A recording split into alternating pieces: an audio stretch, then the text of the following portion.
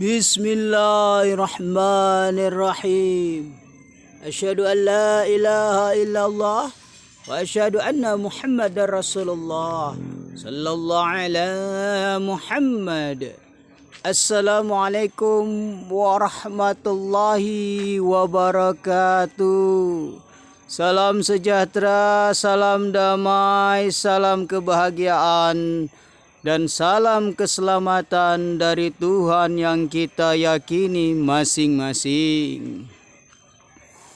Mencintai Allah Subhanahu wa taala dan mencintai Nabi Muhammad sallallahu alaihi wasallam serta menyebarkan cinta di bumi Allah Subhanahu wa taala adalah suatu hal yang wajib kita lakukan sebagai umat manusia yang beradab dan berakal. Subhanallah walhamdulillah. Pada hari ini kami tetap konsisten akan menyampaikan puisi kontemporer situasionalisme sebagaimana biasanya yang bertemakan Malam 1000 Puisi menuju kudeta sipil tak berdarah untuk melengsarkan kursi kepresidenan Prabowo Subianto. Saudaraku, pada kesempatan ini kami akan menyampaikan judul yang sangat penting bagi perjuangan kami, yaitu judulnya MOP Indonesia, yang jika ditafsirkan atau diartikan atau perpanjangan dari Majelis Oposisi Indonesia. Jadi judul hari ini Majelis Oposisi Indonesia ataupun MOP. Bismillahirrahmanirrahim. Banteng yang bermoncong putih sudah terikat kakinya. 4 kakinya sudah dirantai oleh kekuasaan. Makanya sang banteng yang bermoncong putih tersebut mengatakan Indonesia tidak mengenal oposisi. Jadi banteng moncong putih menjadi penyeimbang dalam suatu kekuasaan di Republik Indonesia ini. Adapun partai-partai lain sudah menempel di ketiak sang presiden yang berkuasa saat ini. Para ketua umumnya sudah tidak mampu berbuat apapun karena sang presiden sudah memegang kepala sang ketua umum, menempelkannya di ketiaknya. Apa yang bisa diperbuat? Hanya bisa mencium bau ketiak sang presiden. Ya, inilah fakta dan realita yang ada di negeri ini, saudara. Oleh karenanya, kami Majelis Oposisi Indonesia ataupun MOP Indonesia yang insya Allah akan kami deklarasikan di Yogyakarta kelak, seiring dengan itu akan mengadakan Malam 1000 Puisi menuju kudeta sipil tak berdarah untuk melengsarkan kursi kepresidenan Prabowo Subianto. Dan ini komitmen kami. Karena di Indonesia ini tidak mengenal oposisi, kami sebagai rakyat Indonesia menjadikan diri kami komunitas ataupun perkumpulan ataupun himpunan masyarakat yang siap beroposisi dengan pemerintah. Oleh karenanya, wahai sang penguasa, wahai sang presiden yang berkuasa saat ini, jangan terlalu alergi, jangan shock, jangan kejang-kejang, jangan stroke prematur hanya karena mendengar oposisi. Jangan tanyakan kami untuk mencari kebaikanmu, itu tidak mungkin.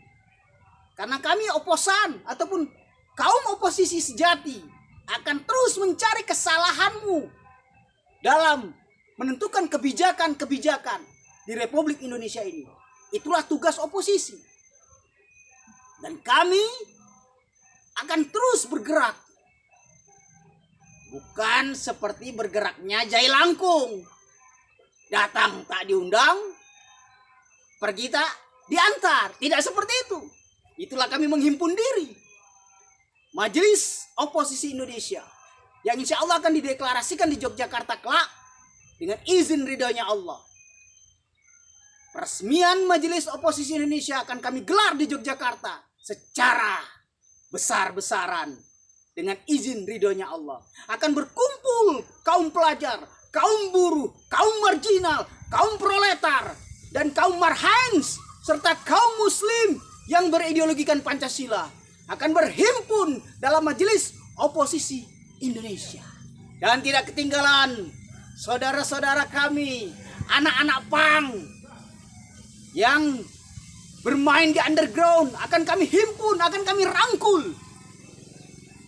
untuk menjadi oposisi di dalam kekuasaanmu, wahai sang presiden. Ya, silakan. Silakan kalau engkau ingin bermain politik radikalisme, silakan wahai sang penguasa. Engkau ingin membungkam kami, silakan. Engkau ingin mengamputasi gerakan kami, silakan. Bahkan engkau ingin mengkebiri hak berpolitik kami, silakan. Kami hakul yakin ada Tuhan yang Maha Esa bersama kami. Lihat saatnya tiba.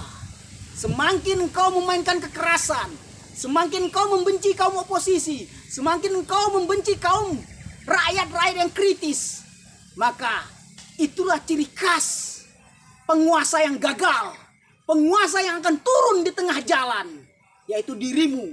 Jika engkau tidak ingin dikudeta sipil tak berdarah, maka perbaiki kebijakanmu, perbaiki pola pikirmu, perbaiki otak kanan dan otak kirimu, wahai sang penguasa. Kami sedih memiliki presiden tampil di permukaan seakan-akan demokratis, tampil di permukaan seakan-akan Pancasilais, tapi di belakang layar bermain gerasak, gerusuk, sikat sana, sikat sini. Itulah munculnya Majelis Oposisi Indonesia ini. Untuk terus bergerak menuju Yogyakarta, mendeklarasikan diri sebagai oposisi tulen. Dan tujuan Majelis Oposisi Indonesia ini mengkudetakanmu. Kudeta sipil tak berdarah. Itu sudah prioritas program kami. Kalau engkau tidak senang wahai sang presiden, mari kita bertarung secara sehat. Jangan menggunakan kekuatan militer. Militer itu adalah milik rakyat. Jangan menggunakan kekuatan Polri. Polri itu adalah milik rakyat. Gunakan taktik strategimu sendiri. Jangan menggunakan alat-alat negara. Apalagi lalat-lalat negara. Alat-alat negara tidak boleh. Lalat-lalat negara tidak boleh engkau gunakan. Karena lalat-lalat negara ini berfungsi menertibkan, mendamaikan, bukan menghancurkan, apalagi mengkebiri hak berpolitik rakyat sipil yang ada di Republik Indonesia ini. Salahmu, hai sang presiden. Kenapa tidak mengatakan, hei, rakyat Indonesia yang tidak suka denganku, beroposisilah kalian. Itu baru top markotop. Itu baru presiden gentleman.